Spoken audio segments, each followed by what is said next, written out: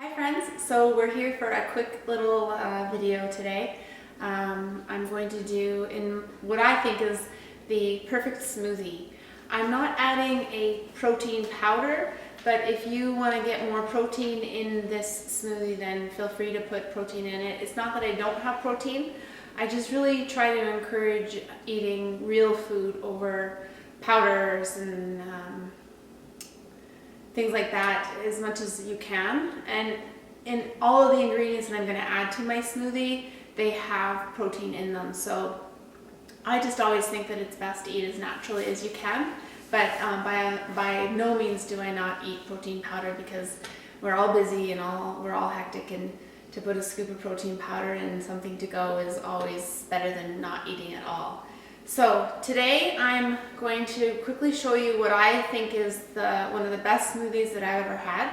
Not only does it taste good, but it's full of vitamins and nutrients and tons of yummy good stuff that will keep you going for at least 2 to 3 hours in the morning. Sometimes I have this in the middle of the day for lunch, a midday snack. Possibly if I were to have it around 2 or 3 in the afternoon, I wouldn't add some of the fat portions in it, and I'll explain that when I start adding things. But if this is something that you're going to have first thing in the morning as a breakfast, it's okay to put some fat into your protein, or some fat into your smoothies, because you want something in your stomach that will keep you going for at least an hour or two. If you only add sugar or simplified carbs, it's not going to stick with you, and you're going to want to eat again quickly. So you can also balance it off with more protein as well, but to me, good fats is they're tastier, and we all need good fats in our diet. So I'm going to stop talking now and make this video as short as I can. The first thing I always encourage people to do is add some form of a green. This is just lettuce and mixed greens I bought at Co-op. It's called the Zen Mix. It's got some kale, spinach, and just some mixed greens, and I usually just put like a big handful in. You can buy frozen spinach, frozen kale, add that in. It keeps your smoothies cold. It looks like a lot of vegetables and a lot of salad in a smoothie, but trust me, once you get it blended up, your husband or your kids won't even notice. And it's a great way to get a servings of some greens into your meal. Then of course, frozen mixed berries, strawberries, blackberries, raspberries, just frozen. I like to add everything frozen so it keeps everything nice and cold.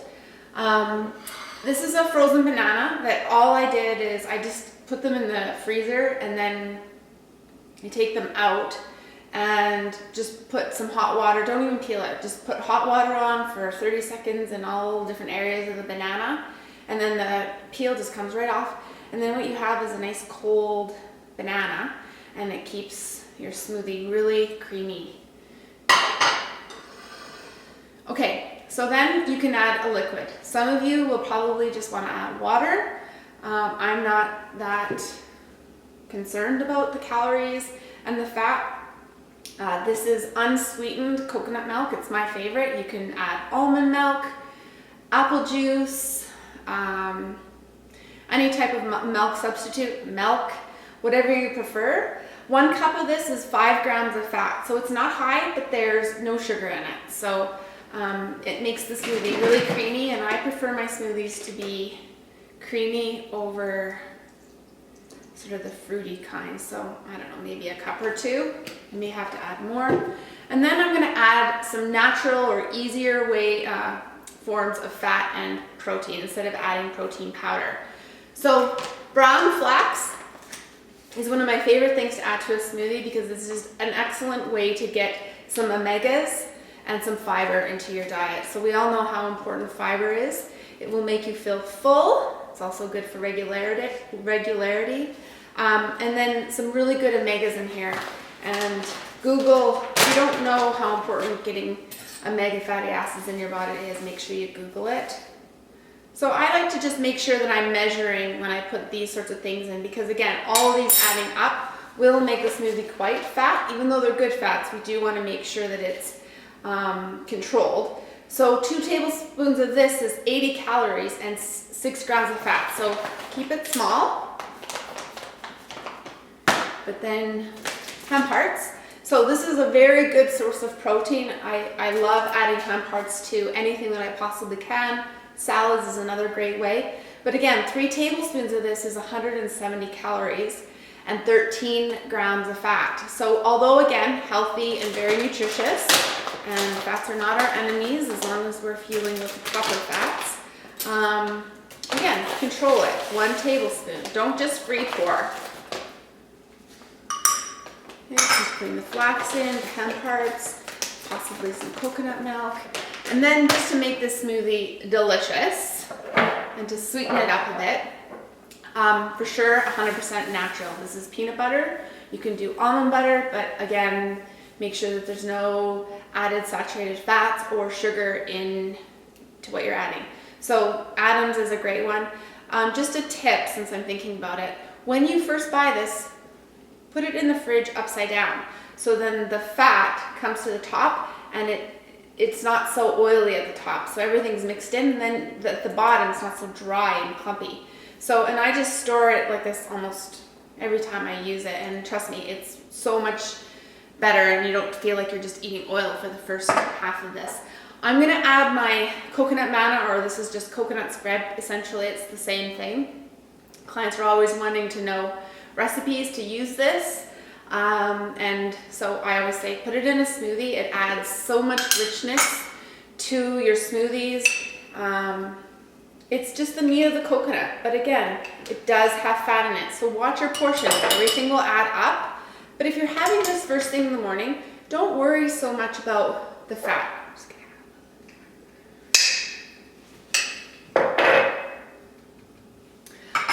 Because you're gonna burn that off by 10 or 11 o'clock.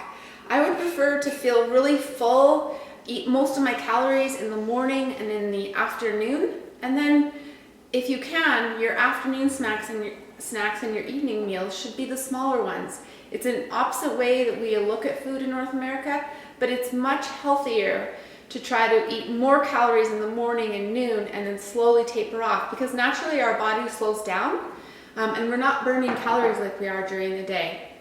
So enjoy something hearty and big and tasty in the morning for breakfast, especially if you're working out. You need the energy food. So you've got pretty much all the yumminess and goodies that you need. I may need to add some more coconut milk to this.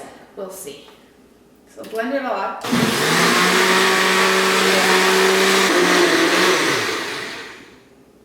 Okay, so as you can see, it makes a pretty big portion. I do need a new blender. So this is a large glass. So the richness and the thickness is from the frozen bananas and frozen berries, but you can always add some ice cubes as well. So it makes, if you add everything, it makes 2 servings. So I'm gonna have this now. It's 4 o'clock in the afternoon, but I'm hungry. So I'm gonna have this. I'm gonna put the rest in the fridge, and I'm going to, in the morning, just put it back on the blender, mix it again, and then I'm gonna take the second serving with me on my way to work in a thermos to go. So there really is no excuse for not eating a good breakfast. The excuse that I don't have time should never exist. If you taste this, it's delicious. It definitely is tasting healthy, but you can't taste the lettuce. I have some clients that will not eat vegetables. This is a way to get your vegetables in. If you want it sweeter, add a little honey or vanilla, but the banana is very sweet and it adds an excellent natural flavor to it. But the no time excuse is done. Make this before you go to bed, put it in the fridge, buy a thermos to go, and you just grab it out of the fridge and you go. This is a great way to get that metabolism going first thing in the morning. Remember, you should not be skipping breakfast. Skipping breakfast is one of the worst things you can do for your metabolism. The more efficient your metabolism is, the easier it is to keep lean, have energy, and to keep going for the rest of the day. If you're having afternoon lulls, then it probably means that your metabolism is running slow. If you're not waking up in the morning and you're not ready to eat, again, another sign that your metabolism is slow. So it's all about metabolism. Since I have you here, I may as well go on and on about it. The best ways to keep your metabolism going: sleep, regular meals, do not skip meals, and exercise. And then of course, drinking your water. Keep those things going and you will start noticing that when you get up in the morning, the first thing you think about is eating. Especially if your evening meal is a little bit smaller than what you're used to. These are just a few tips. I think that I've done my lecture for the day, and I hope that you enjoyed this video. Please make sure that you leave some comments. I'm starting to get more comments and I really do appreciate them. So let me know what you think. Try the smoothie, and we'll see you next time.